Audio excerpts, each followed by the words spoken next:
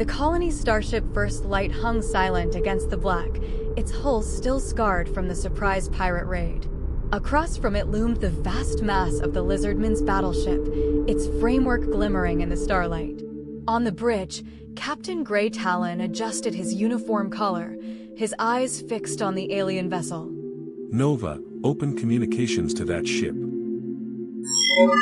Attempting to establish communications, Captain. Warning. Their language matrix is highly irregular. Syntax and grammar are incompatible with any human linguistic base. Do your best. We don't have the luxury of time. The holographic display flickered, and a reptilian face filled the screen, Commander Trathax.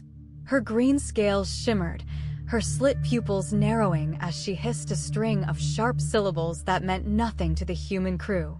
A long pause. Misunderstandings threatened to deepen the gulf between them. I have initiated a silent intrusion into their databanks, cross-referencing with human linguistic constructs. Stand by. Lines of alien text streamed across the console. Nova's processors hummed. Within moments, crude but workable words began to take shape. Trathax's eyes widened as the translation came through in halting common. What kind of being are you? And where did you come from? Speak. We are beings who call ourselves human. We came from a planet, which we call Earth, located in a far-off galaxy we call the Milky Way.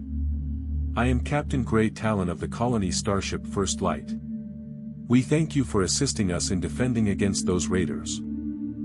Your machine. It steals data from my ship. Why? Clarification. I utilized existing public data nodes. No core files were harmed. A long silence. Then Trathax leaned forward, sharp teeth glinting in her smile. I see. You newcomers are clever, adaptive, and daring. Your kind may fit well with our alliance. Welcome. Now speak, state your purpose. We are lost. Our drive core failed during hyperspace travel. We seek directions to Eden 7, or another world that we might settle on. My ship carries 12,400 colonists in cryosleep.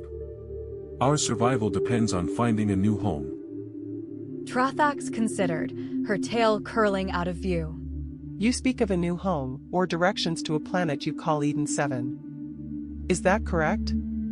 If so, I am sad to inform you that I cannot give you a proper response alone. You must come before the Alliance Council. They will give you answers to your questions. Far away, in the drifting shadows of a broken asteroid belt, another transmission crackled. Captain Fang snarled into the comms, his scarred muzzle lit by faint red. Warlord Ulgar, I bring you news. I have come across a ship filled with sleeping outsiders.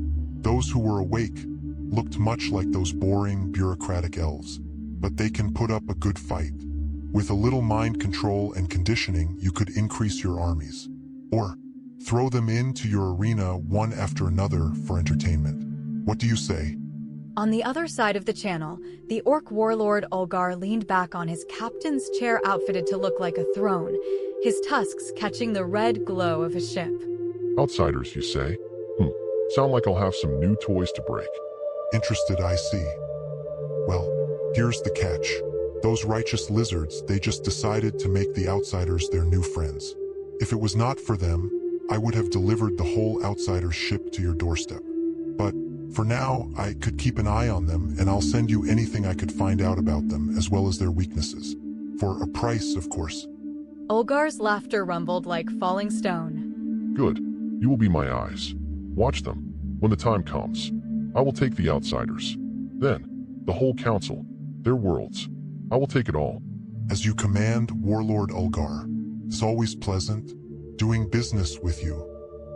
Back aboard the First Light, Lieutenant Keith Bash was inspecting power conduits when one of his engineers called out, pale-faced. Sir, you better see this. From the open mouth of an airshaft, a figure tumbled out bloodied, panting. A female wolfman. Her fur was matted, her eyes wild, yet exhaustion left her claws unraised.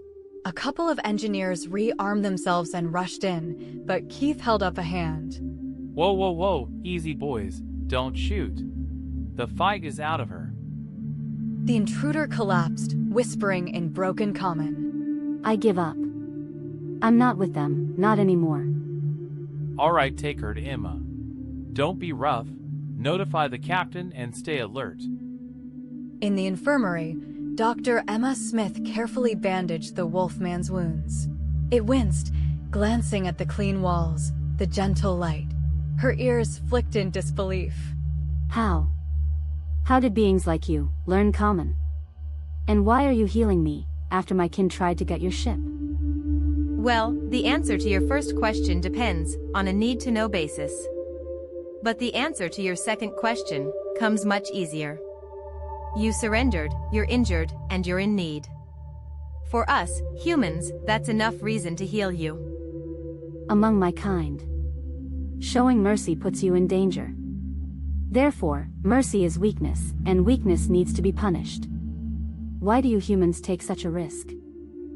Being human means we choose mercy, even when it costs us.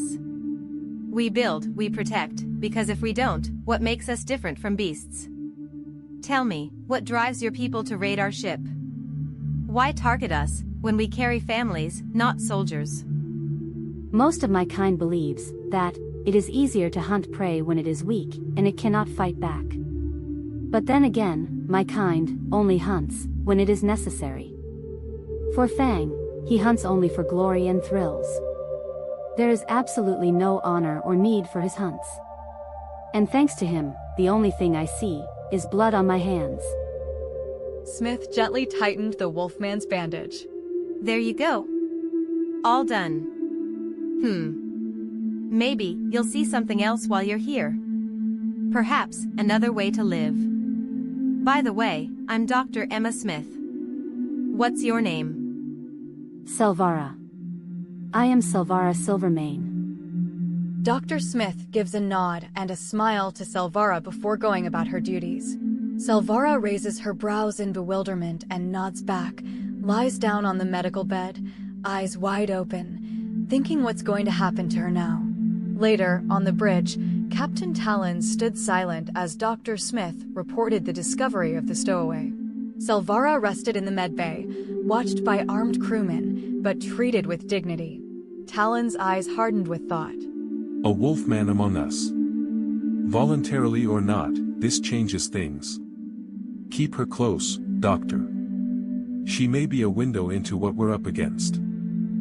He turned toward the looming shape of the lizard battleship outside the viewport. Set course alongside Commander Trathax. Prepare a delegation. I'm not sure about this council that we are about to meet, but we will meet them as humans, honest, united, and unbroken.